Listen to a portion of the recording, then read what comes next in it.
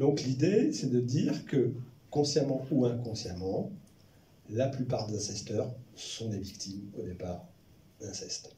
Ils n'en ont pas forcément conscience, mais c'est là. Et ils vont chercher à réparer quelque chose. Ensuite, ils rejouent la scène. Qu'est-ce qu'ils rejouent comme scène?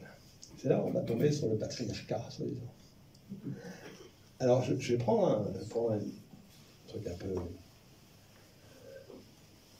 un peu cru pour prendre un geste. Hein. Bon, une mère qui fait une fellation à son nourrisson.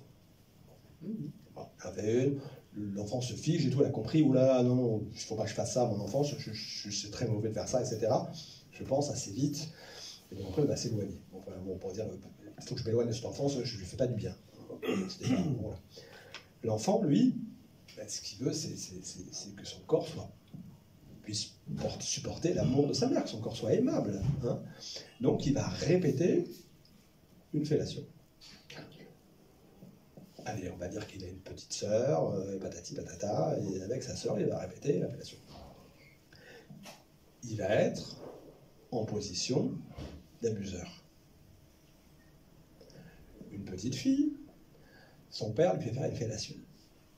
Même chose, moi je voudrais porter l'amour de mon père, son corps pareil s'effondre, je voulais porter l'amour de mon père, etc. Je répète ça, elle va répéter ça. Un peu plus grande, avec des frères, etc. Ou plus tard, elle sera toujours en position d'abuser une victime. C'est-à-dire qu'en fin de compte, les hommes répètent l'inceste en étant pénétrants, on va dire, et donc des abuseurs. Et les femmes vont répéter leur traumatisme d'inceste en étant pénétrées, et donc en étant toujours abusées.